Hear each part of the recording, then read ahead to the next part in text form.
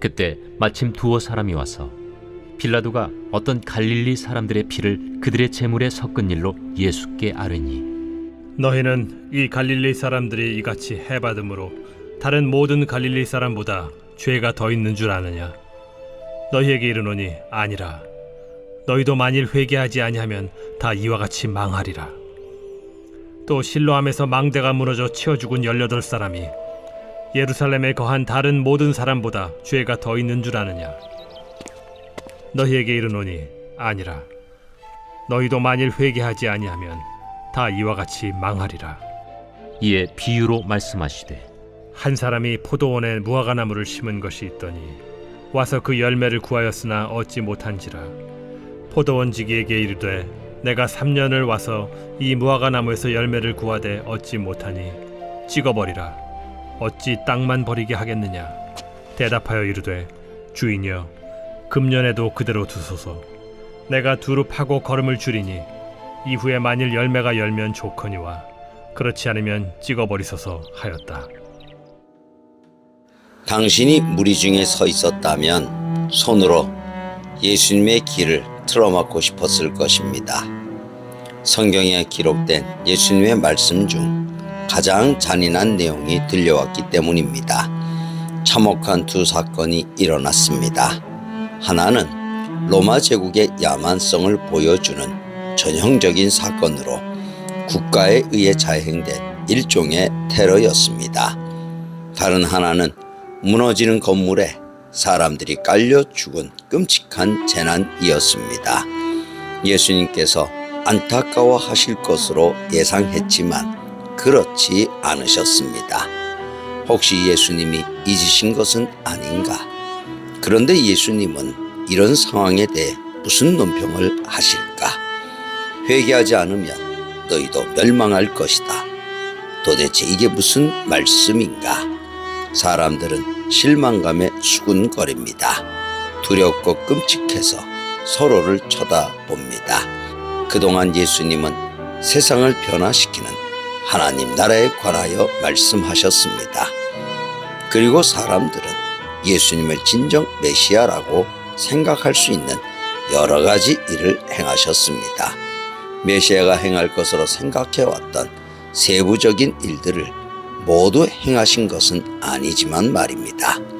그리고 예수님의 가르침 속에는 무언가 이상하고 어두운 음조가 담겨 있기도 합니다. 예수님께서 정말로 하나님의 백성을 구원하시기 위하여 오신 것은 분명하지만 때로는 하나님의 구원을 원치 않는 사람들도 있고 예수님을 통해서나 또는 하나님의 방식으로 구원받는 것을 원치 않는 사람도 있을 것입니다. 그렇다면 다음으로는 무슨 일이 벌어질 것인가? 예수님의 경고는 이제 매우 냉혹하고 구체적입니다. 그들은 이미 그런 상태이며 앞으로도 계속 그런 상태일 것입니다.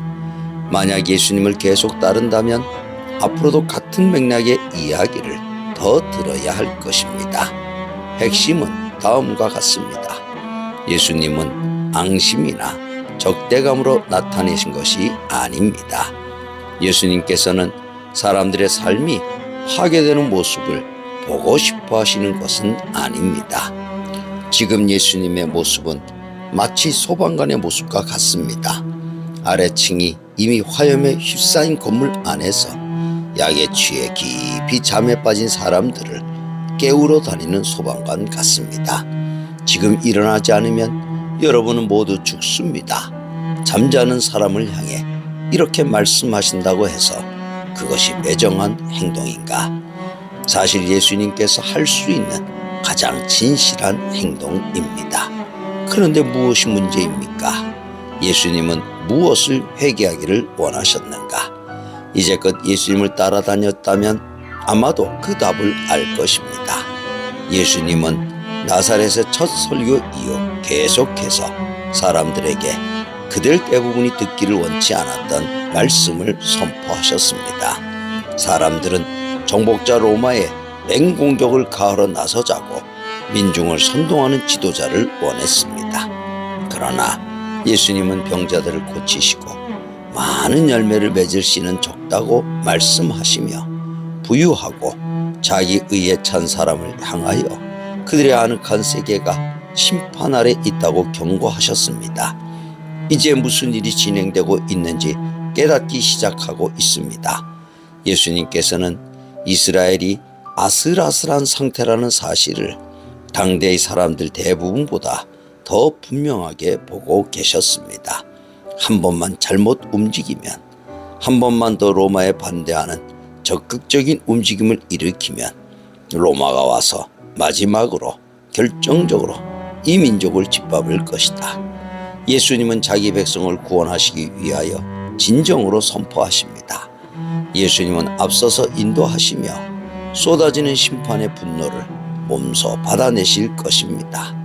그를 따르는 사람이라면 누구나 구원의 길을 찾을 것입니다. 하지만 예수님을 따르지 않는다면, 그래서 그가 반대하신 폭력의 길을 택한다면 그것은 자신의 사형 집행 영장에 스스로 도장을 찍는 꼴입니다. 열매를 맺지 못한 나무는 찍어버려야 합니다.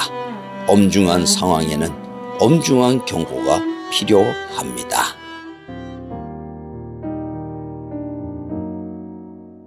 오늘의 기도. 하나님, 지금도 세상 속에서 울려 퍼지는 주님의 엄중한 경고 속에서 진실한 사랑을 경험하게 하소서. 아멘.